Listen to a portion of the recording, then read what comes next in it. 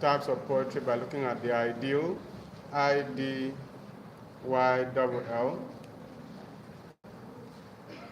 which is synonymous with pastoral poetry. The term is synonymous with pastoral poetry. Pastoral poetry depicts the natural environment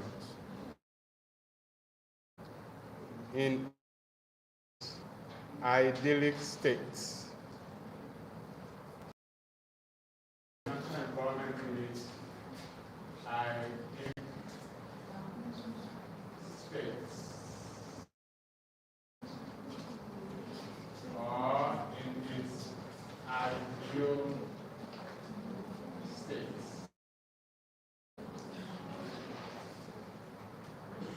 which could imply ideal, perfect, and in its perfect states. So that's how you are supposed to conceive of the pastoral poetry. The environment, the natural environment, pastoral environment, the countryside, the rural area, depicted in its ideal state, in its perfect state, as a good place to be, or as the best place to be. Okay? Not as a place to despise, not as a place to feel dissatisfied with, but as the best place to be.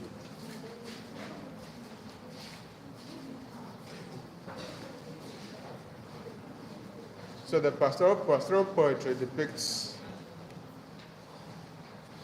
shepherds. Pastoral poetry depicts shepherds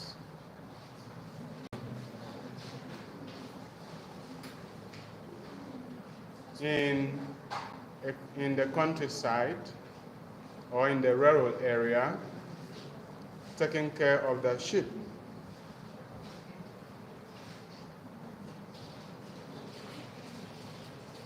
Taking care of the SHEEP, sheep, taking care of that sheep. Remember that the plural of sheep is still sheep. All right. I would say sheeps, right? Or with the people of this side, we say sheep, 2 sheep, 20 sheep, right? So pastoral poetry is one of the oldest forms of poetry. Pastoral poetry is one of the oldest forms of poetry. One of the oldest forms of poetry. Good. One of the oldest forms of poetry.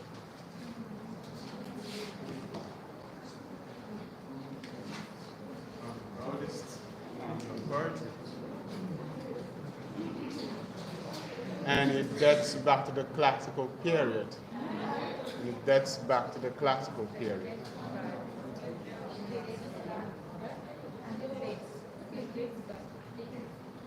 Dates back to the classical period. That is the period of the Greeks and the Romans. This is the period of the Greeks and the Romans.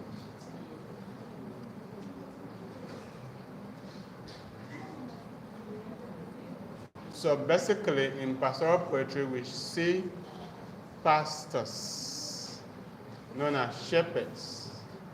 Because even in your church, your pastors look at you as sheep, right? In the congregation. All of you in the congregation are what? Sheep, right? And the pastor is the one taking care of you, giving you the right pasture, which is the word of God, right? Good.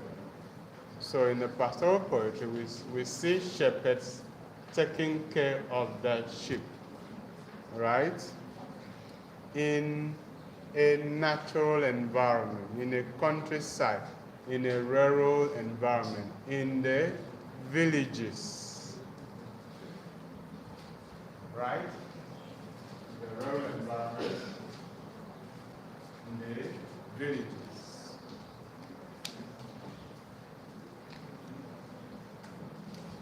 They also discussed their love life.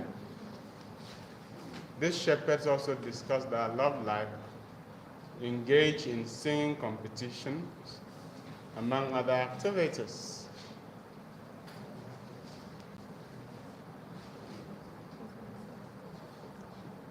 They engage in singing competition, discuss their love life. In the singing competition, they want to see who sings better.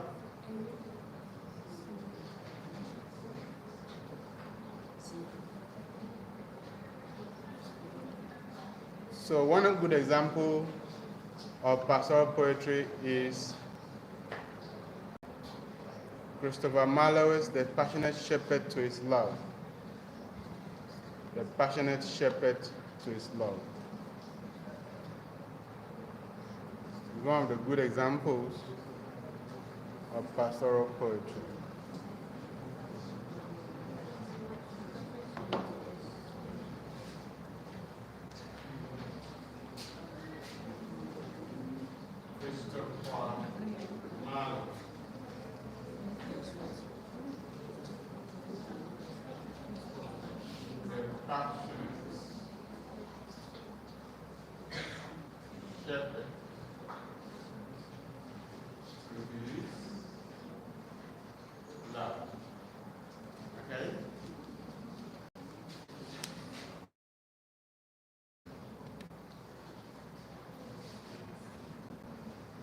So in the poem, the shepherd, who is the persona of the poem, in the poem, the shepherd, the persona, who is the shepherd, is seen wooing a city lady, trying to make her love him through his promises of the wonders that exist in the countryside. Okay? So all our promises to the lady are anchored on the wonderful experiences she's supposed to have in the countryside, in the village, right? Compared to the life in the city where the lady is living right now. Okay, so you must remember that pastoral poetry was written at the time when urbanization had caught up with the world. So the writers of pastoral poetry were not necessarily in the villages, writing about where they live. No. Most pastoral poetry writers lived in the cities. Most writers of pastoral poetry lived in the cities, in the urban centers, and they were dissatisfied with the life in the city and longed for the peace and quiet and solitude found in the countryside. Or they recalled how peaceful, how calm, how serene, how tranquil life in the rural area could be. And so this pastoral poetry was a form of, or a way of expressing the poet's nostalgia towards the peace and serenity of the countryside. Okay, it was a way of expressing the nostalgia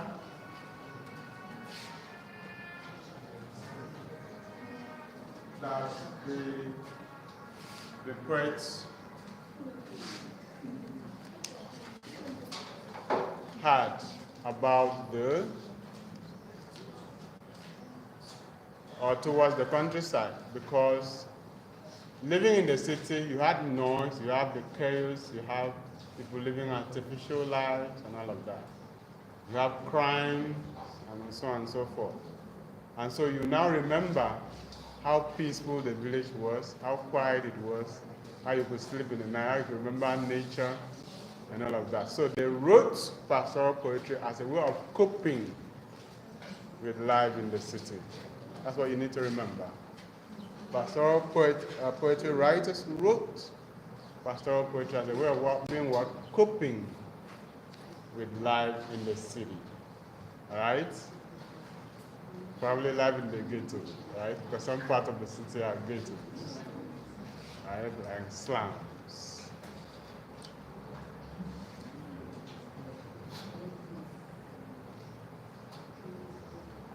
So pastoral poetry is drama itself, in the sense that the poet usually uses different methods to communicate his ideas. In this one that I want to read to you, just reading, it's about the persona who is a shepherd trying to woo a lady in the city, telling her about the wonders, the good life that can be found in the village compared to what they are expressing in the city, trying to make her leave the city to come and live with her in the village, in the countryside. Right? So what do you think? Do you think the lady will leave the city? Right? Because the village is better than the city, the countryside is better. It says, come and live with me and be my love, and we will all the pleasures prove. The valleys, groves, hills, and fields, woods or steepy mountain yields. And we will sit upon the rocks, seeing the shepherds feed their flock, by shallow rivers to whose falls melodious birds sing madrigals. And I will make thee beds of roses and 1,000 fragrant posies, a cup of flowers and a kettle, embroidered all with leaves of myrtle, a gown made of the finest wool, which from our pretty lambs we pull, fur-lined slippers for the cold, with buckles of the purest gold, a belt of straw and ivy bats, with coral clasps and amber stacks. And if these pleasures made thee move, come live with me and be my love. The shepherd's swine shall dance and sing for thy delight each May morning. If these delights thy mind may move, then live with me and be my love. So that's the point. But what you need to notice is the rich array of visual imagery in the poem, which evokes the beauty of the countryside. You see mountains, you see plains, you see hills, you see fields, you see rocks in the poem, so you can imagine how beautiful the environment is. And everything that the persona promises the lady is drawn from the material in the environment. Okay? For instance, the clothing that he promises her will be taken from the lambs, from the sheep that they raise, and all of that. So, what you see in the poem is visual imagery. That's a major dramatic device or poetic device, visual imagery, which helps us to appreciate the beauty of the countryside. So that is pastoral poetry. Then we can talk about pastoral elegy, which is related to pastoral poetry.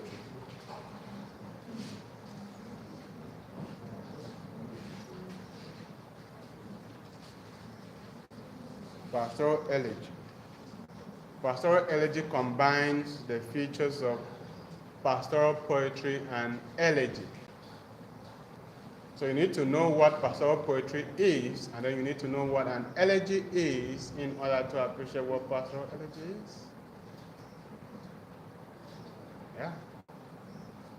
Pastoral elegy means that you need to know what pastoral poetry is and then what elegy is.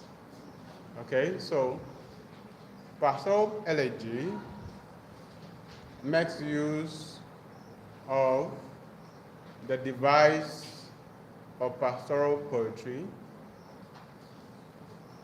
in mourning the demise of a shepherd. Pastoral poetry mourns the demise of a shepherd.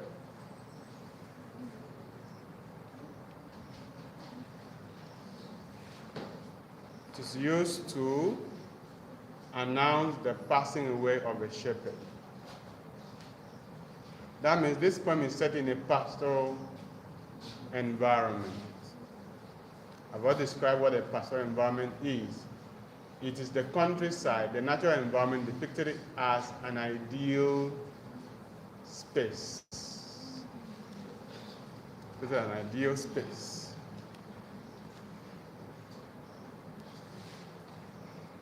So a good example of pastoral elegy is John Milton's Lycidas. John Milton's Lycidas.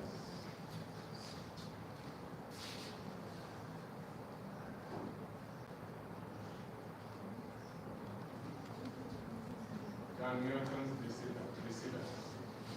I spelled Lycidas. So as you go in the department, you'll be taught these poems in details. But for now, just know that they are types of examples of the types of poetry we are talking about.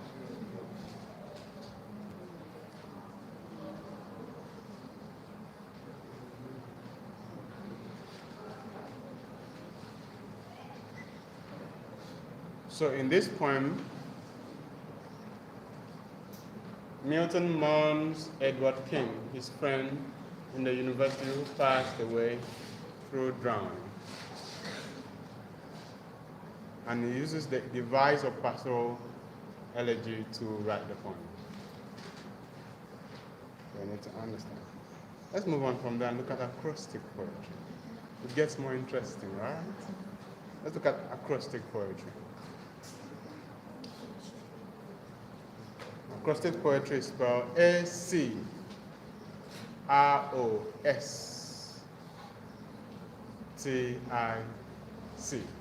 Acrostic poetry. A-C-R-O-S-T-I-C.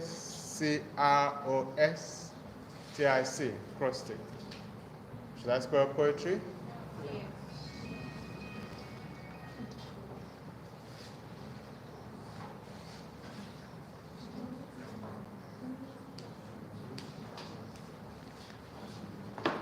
Acrostic poetry.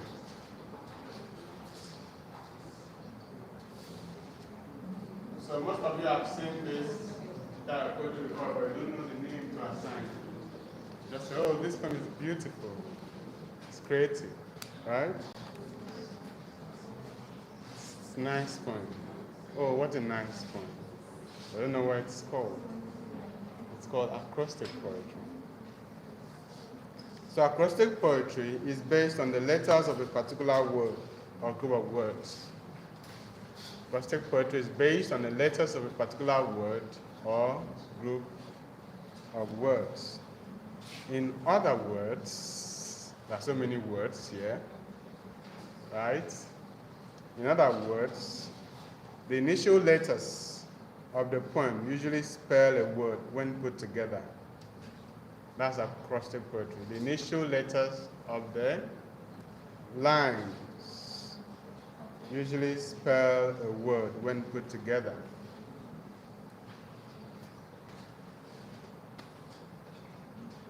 Initial letters usually spell a line when put together. Acrostic poetry is based on the letters of a particular word or group of words. In other words, the initial letters of the poem usually spell a word when put together. So you can only understand this through practice. So let's practice one.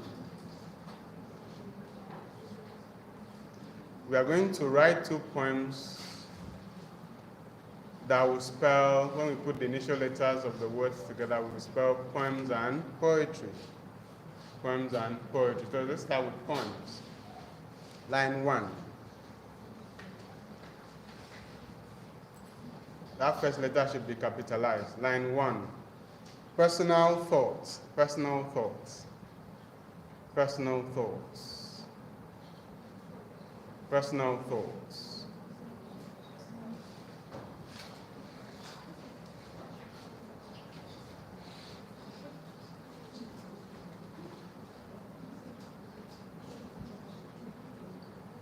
Personal thoughts.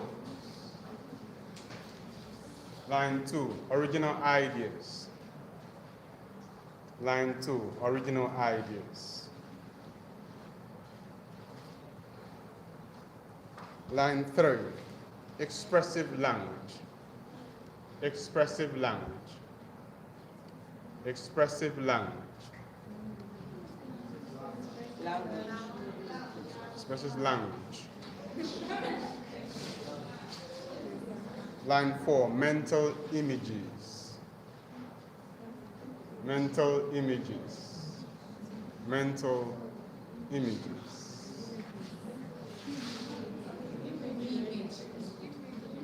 Line 5, sensory details. Sensory details. Sensory detail. So now, write out the first letters of each line and see what you have. Ideas. Expressive language.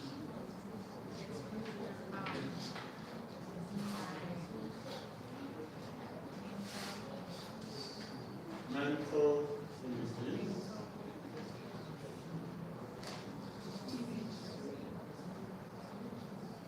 Sensory detail.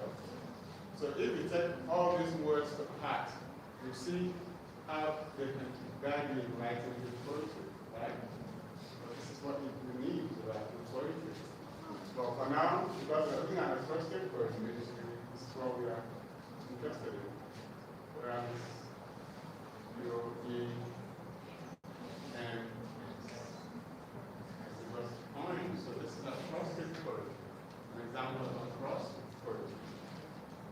Good. So when you see something like that, another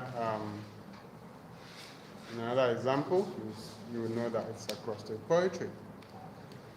Let's move on to the next one, which is poetry itself. The first line is putting words. The first line is putting words. The first line is putting words. Second line on paper 2. Second line on paper 2.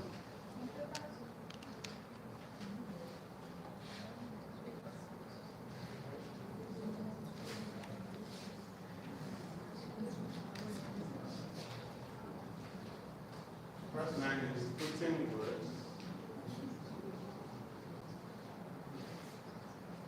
Second line on paper 2.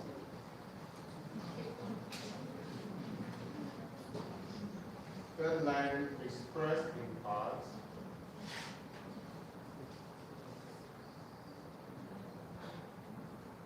The next line thoughts from me. Right. Next line is right. 2. Next line is your heart. So you are interested in the first initial letters for each line. We'll give you poetry. So that's acrostic poetry. So I would like you to form an acrostic poetry, run an acrostic poetry using your first name. Okay? You should undertake an acrostic poetry with your first name, right?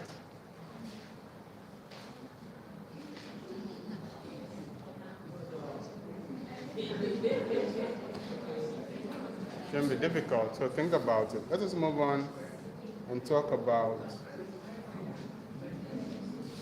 panegyric poetry. Panegyric poetry. Panegyric. P-A-N-E-G-Y-R-I-C. Panegyric poetry.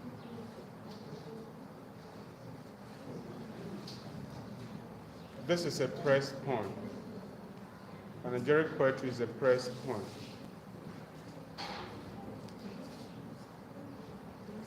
With a formal and public outlook. It has a formal and public outlook. Has a formal and public outlook.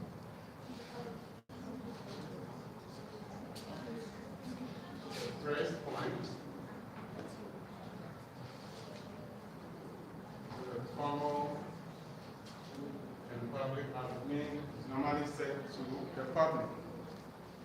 Not recited before the public. It is used to praise kings and persons of noble birth. It is used to praise kings and persons of noble birth.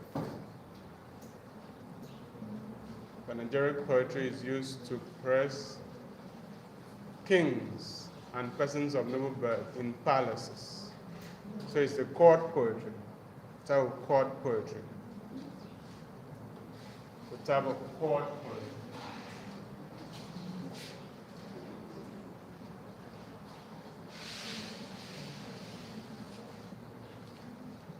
But it is meant to be used in praising kings, queens, and people who are highly placed in the palace. Let's talk about narrative poetry. A narrative poem tells a story. A narrative poem tells a story. A narrative poem tells a story.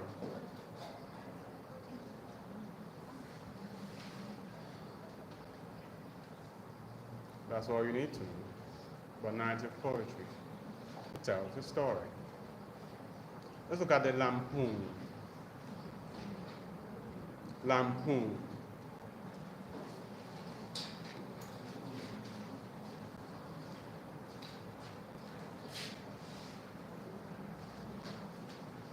Lampoon. Please remember that our previous classes are already on YouTube, so you just visit the YouTube channel, Ayo Eaton, and check on the live section. You see all our past class videos. So with that, you never need to miss the class. You can always go back to listen to what we did. But remember to subscribe when you get there. Right?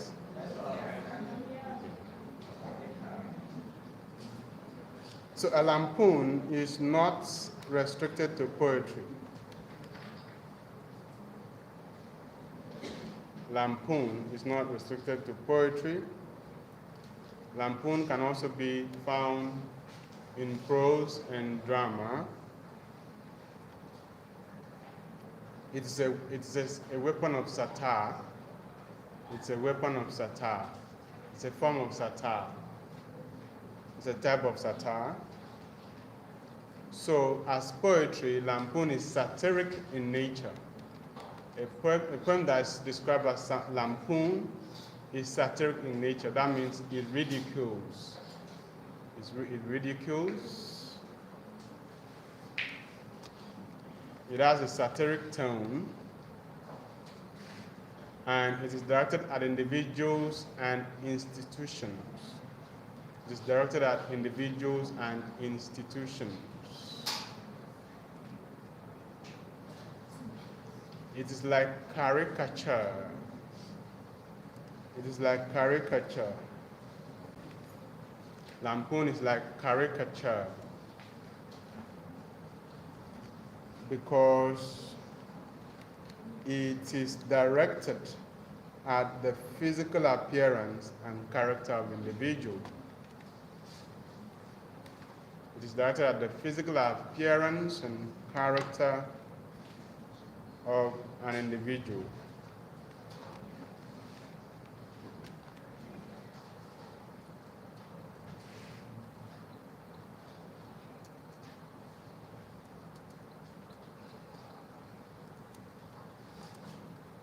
So the physical deficiency or the physical deformity signals a moral or character deficiency or infers a moral or character deficiency. That is how you are supposed to read Lampoon. The caricature, that attacks the physical feature of the individual is supposed to infer or a lack in character or a lack in moral.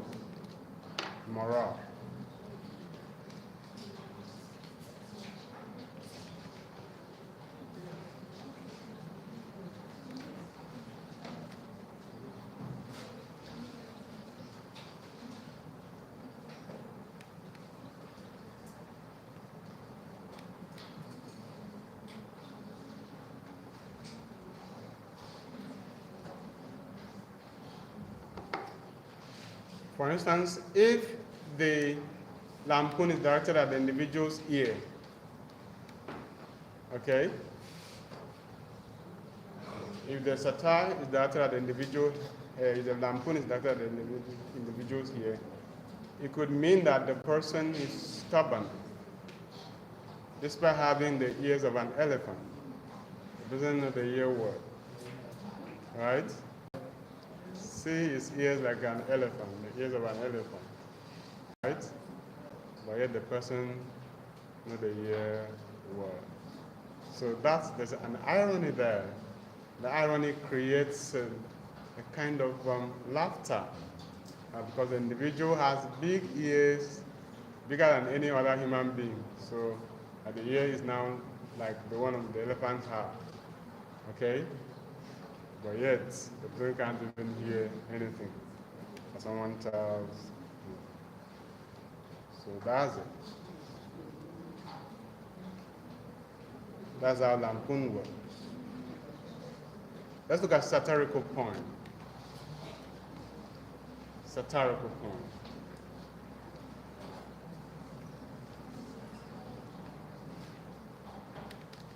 Satirical poem.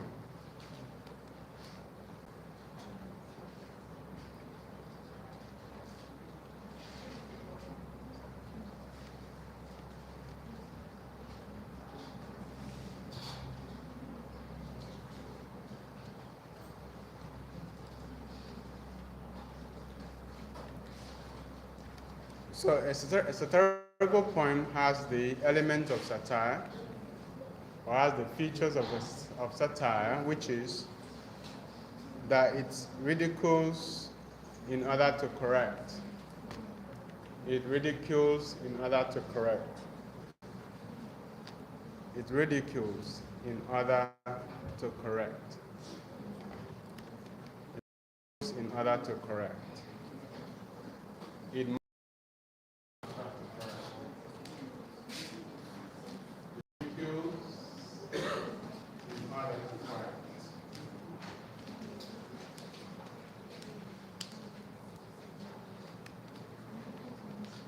They also have dramatic poetry, ladies and gentlemen. Dramatic poetry. Dramatic poetry.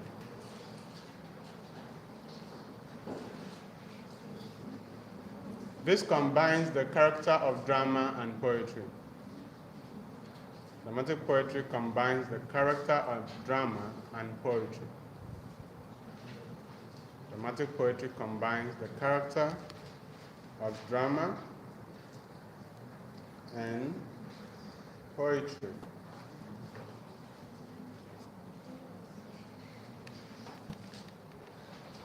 Dramatic poetry is usually performed. Dramatic poetry is usually performed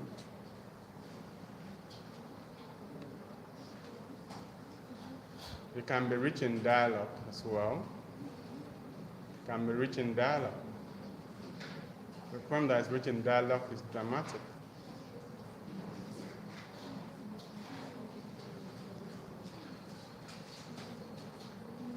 Of course, we have a type of poetry that we call dramatic monologue.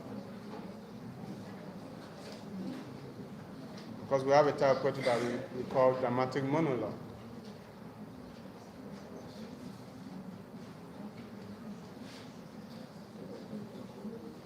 Dramatic monologue.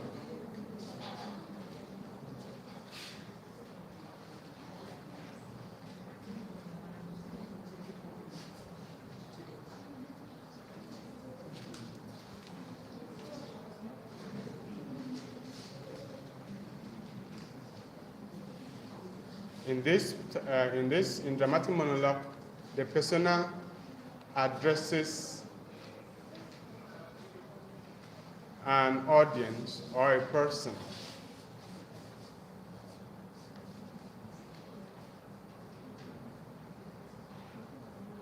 Though the person never responds.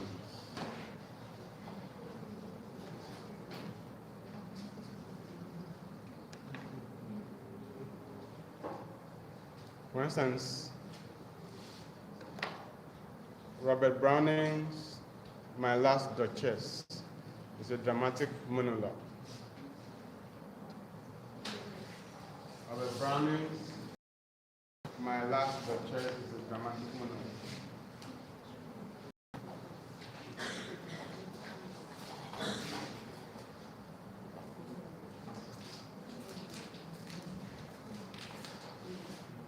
My Last Duchess by Robert Browning.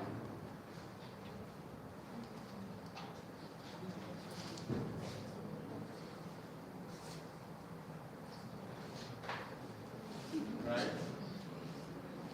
It's an example of dramatic monologue because if you read the poem, you'll see that it's only the persona that speaks as if it's addressing someone else till the end of the poem, but there's no response from the speaker.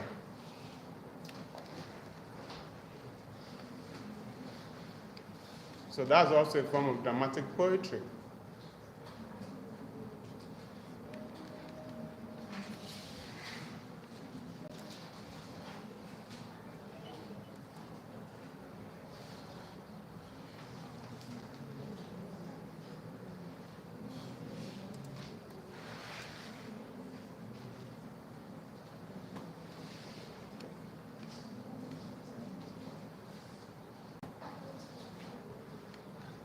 So I'll just read My Last Duchess so that you feel the vibes of a poem that could be described as dramatic monologue, in which a lone voice speaks throughout as if it is addressing someone. But we never know the response, the response of that person. It's quite dramatic, but it brings in a lot of dramatic qualities, like dialogue, shift of scenes, and so on. Action, yes, action as well is brought in to make it dramatic. So listen and be blessed.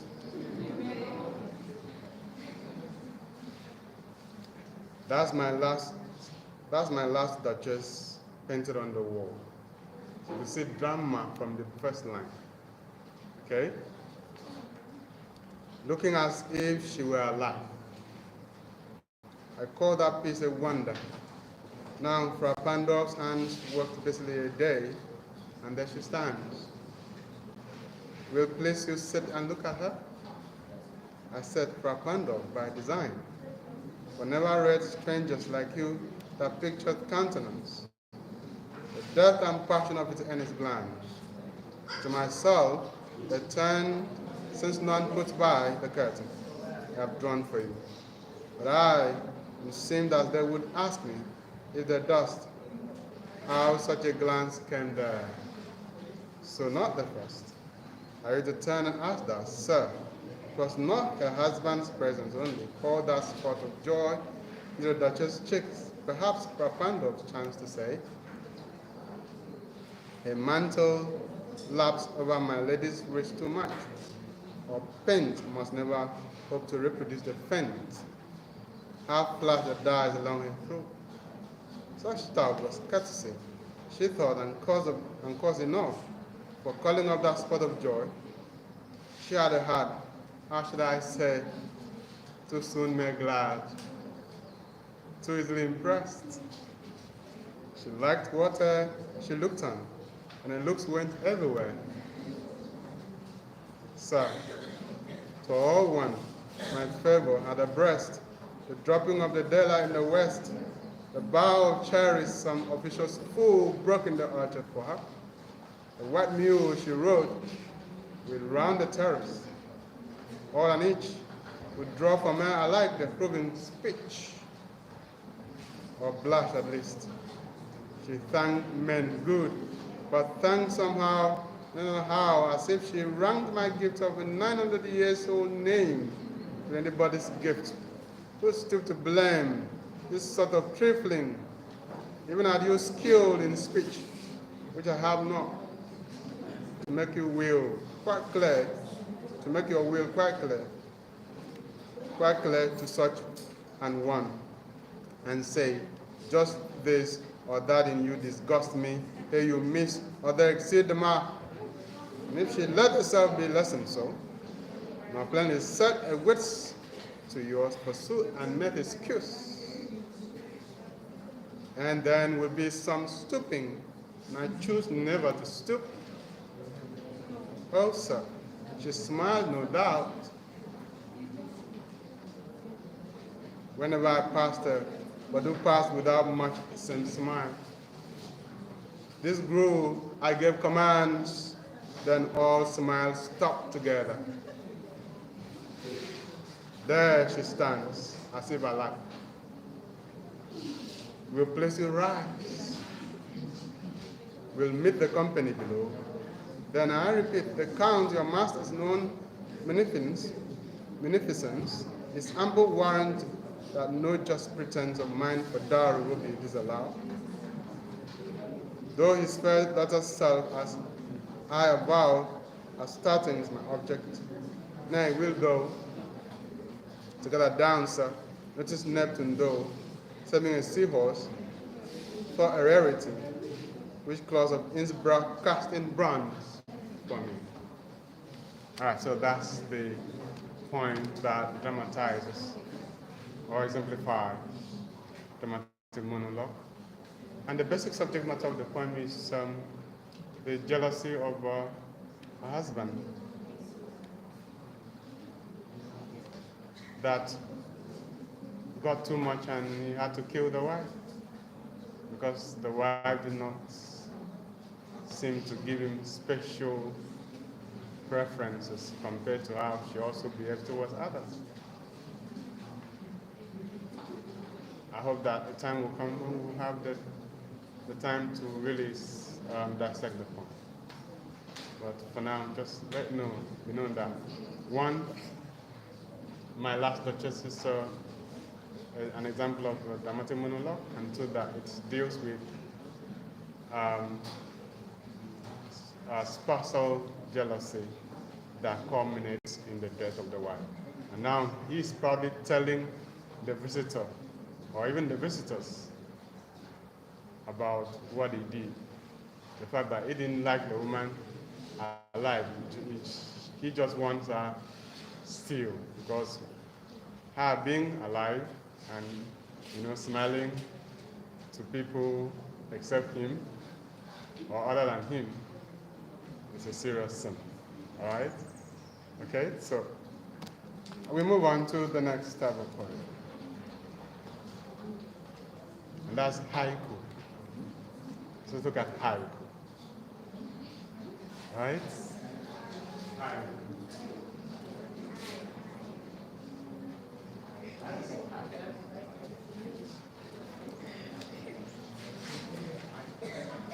The haiku.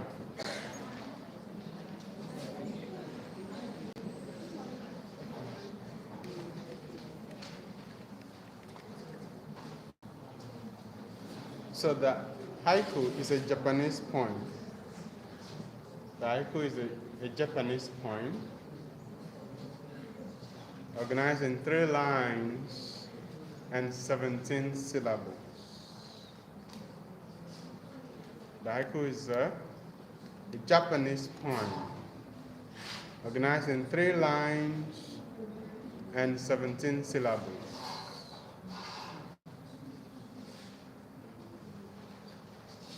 The first line has 5 syllables. The second line has 7 syllables. And the third line has 5 syllables. The first line has 5 syllables. The second line has 7 syllables. The third line has 5 syllables. So everybody say 575. So whenever you hear the haiku, you say 575. Right? If you come to your mind, the number is 575. Okay, so yeah, your hamster number should be 575, right? Whenever you hear the haiku, okay, the hamster number should come to your mind is 57. Okay?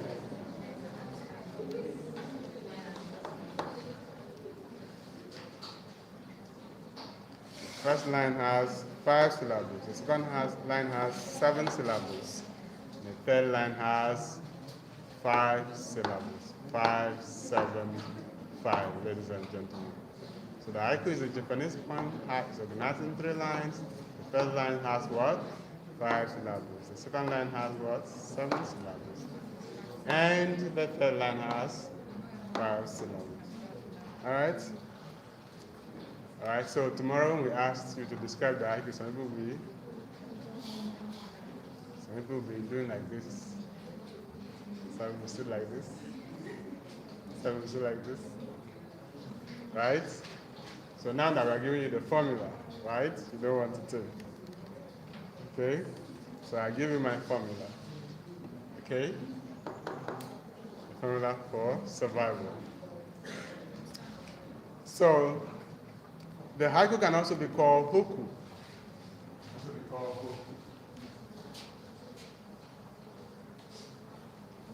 So sometimes you not hear of haiku, you might hear of hoku. You hear of hoku.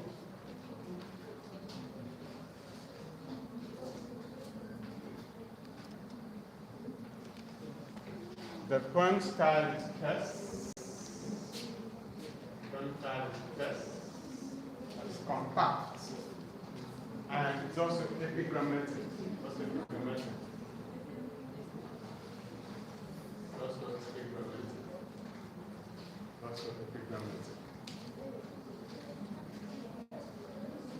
That is typical of an epigram.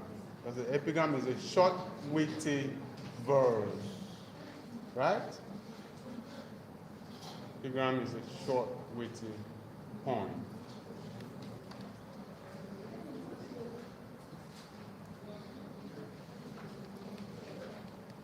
So the haiku is a spiritual and emotional response to nature or a natural object.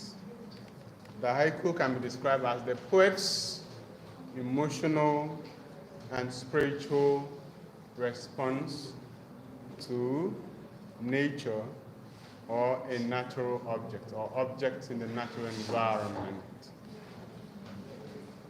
as I was supposed to discuss or describe the haiku. It is the poet's emotional and spiritual response to nature or an object in the natural environment. So we have an example of a haiku entitled "The Old Pond." Entitled "The Old Pond" by Matsuo Basho. The Old Pond.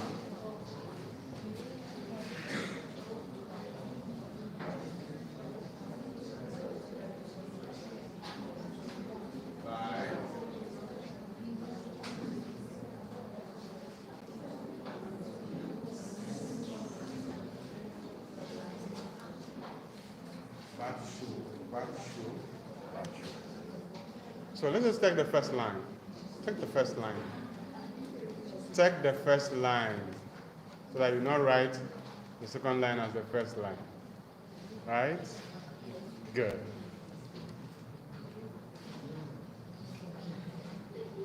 An old silent pond. That's the first line. An old silent pond. Take the second line. A frog jumps into the pond. A frog jumps into the pond. A frog jumps into the pond.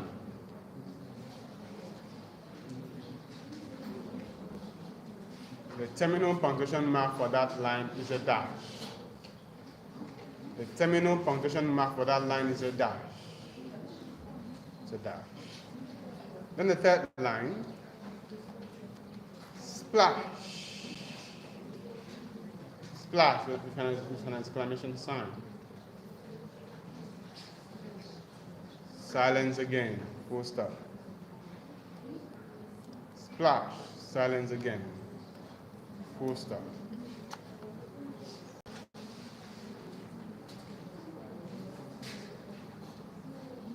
And all silent.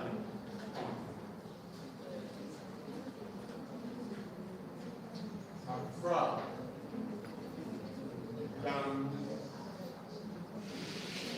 into the pond.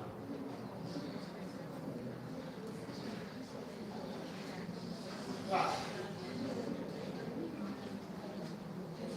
Silence again. Isn't that beautiful? The poem is so cute. Everybody said the poem is so cute. The poem is so cute, right? The poem is giving, right? The poem is actually giving.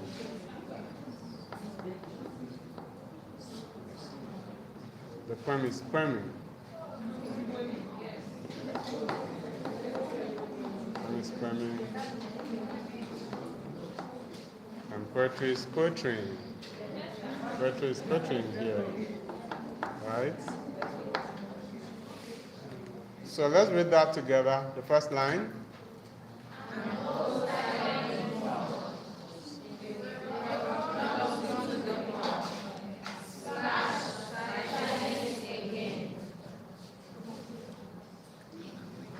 So you might want to find out all the characteristics that we spoke about that are in the poem, including this number of syllables per line.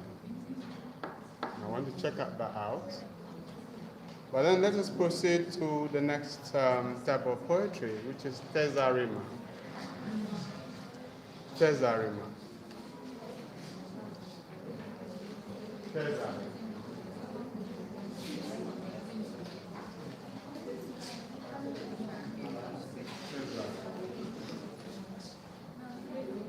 Have you ever come across Tezarima before?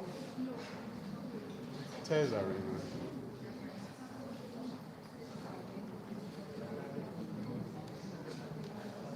The poem has an Italian origin. The poem has an Italian origin. The poem has an Italian origin. That's an Italian word. Right? An Italian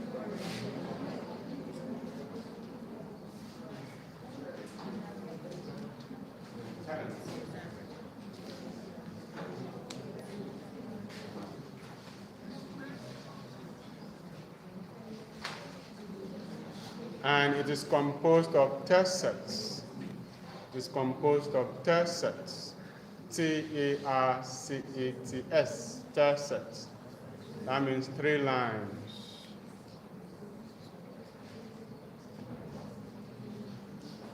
And there's a rhyme scheme. Interlocking rhyme scheme. There's a rhyme scheme, which is an interlocking rhyme scheme. This arima is an Italian poem, or a poem of Italian origin, made up of 3 lines. That's a 3-line stanza with an interlocking rhyme scheme that goes in this format. Please write down the format of the rhyme scheme and see whether you can produce the next set, reproduce the next set.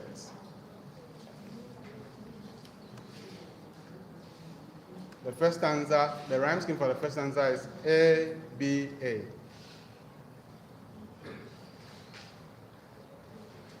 A, B, A. The rhyme scheme for the second stanza is B, C, B. B, C, B. B, C, B. A, B, A, B, C, B. The next stanza should rhyme C, D, C. C, D, C. The next one should then rhyme. The next one should then rhyme.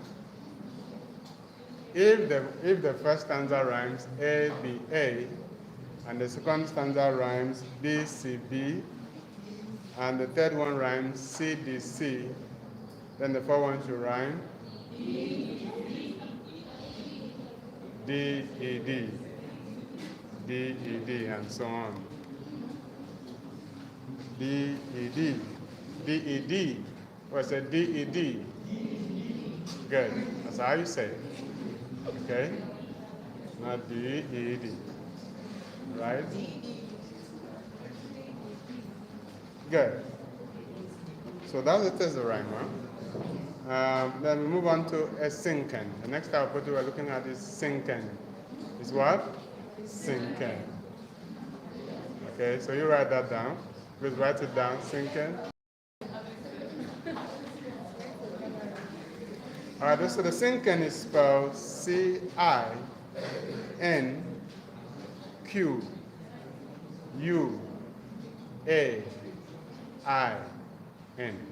Cinquain. C-I-N-Q-U-A-I-N.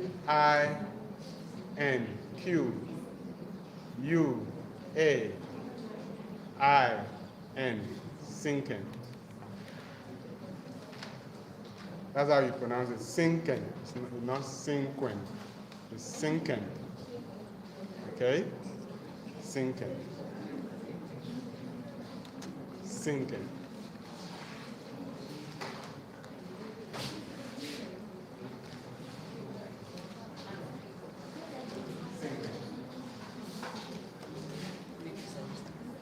Have you come across Cinquain before? So, the Cinquain is an American poem. The Cinquain is an American poem invented by Adelaide Craftsay. Invented by Adelaide Craftsay.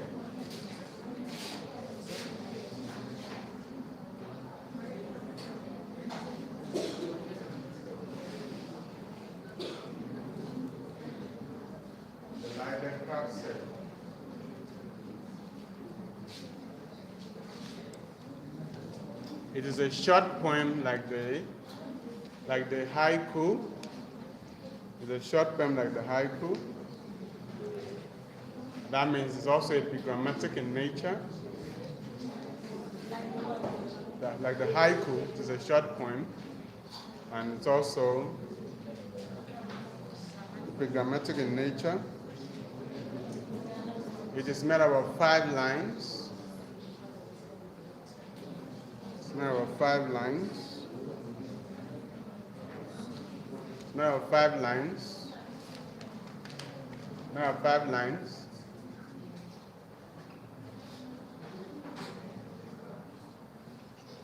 It is made up of 5 lines.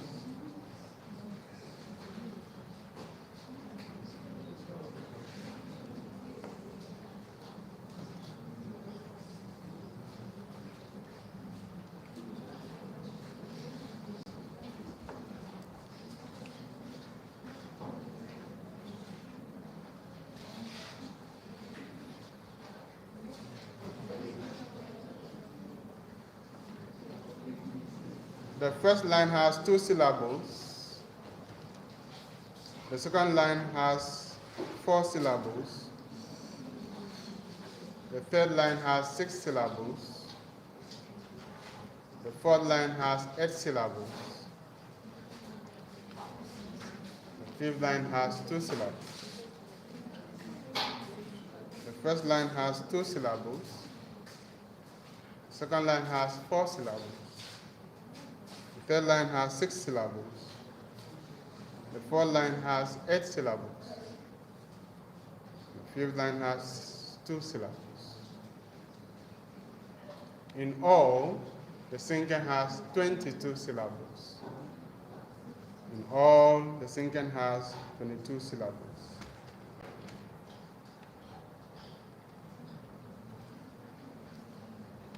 So this can also be called the syllable Cinquain. The syllable Cinquain. So the Cinquain is an American poem invented by Adelaide de Crapsey. It is epigrammatic, and it is short and witty. It has 5 lines and 22 syllables, and the syllables are distributed 2, 4, 6, 8, 2 per line. A good example of a Cinquain is the following poem. Line 1. Line 1. Springtime. Springtime.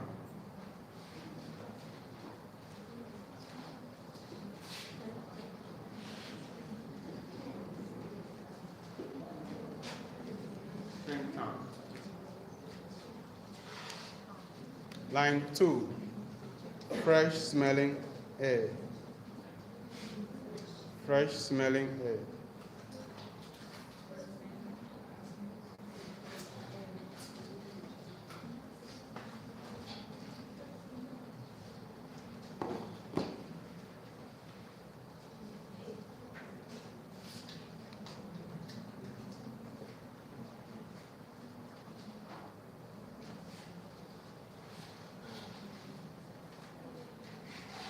Line 3, play in the rain and sun.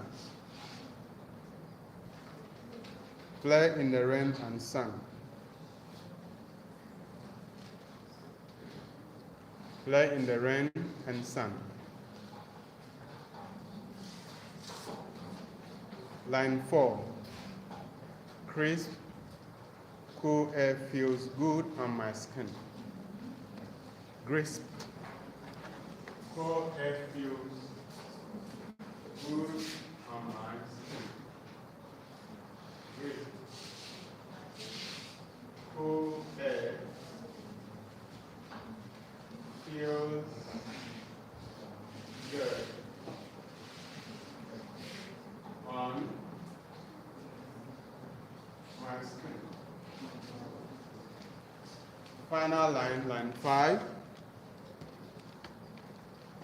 Happy. Happy. So the poem reads, springtime, fresh smelling air, play in the rain and sun, crisp, Cool air feels good on my skin. Happy. So that's a Clerihew.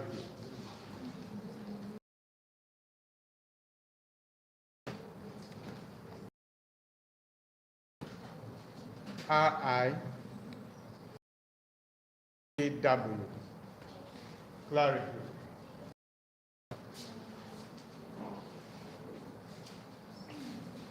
Clerihew. It is a humorous poem. It is a humorous poem organized in 4 lines. It's a humorous poem organized in 4 lines with the rhyme scheme AABB. The rhyme scheme AABB. Clerihew is a humorous poem that is meant to make one laugh. And it has 4 lines. The 4 lines rhyme AABB.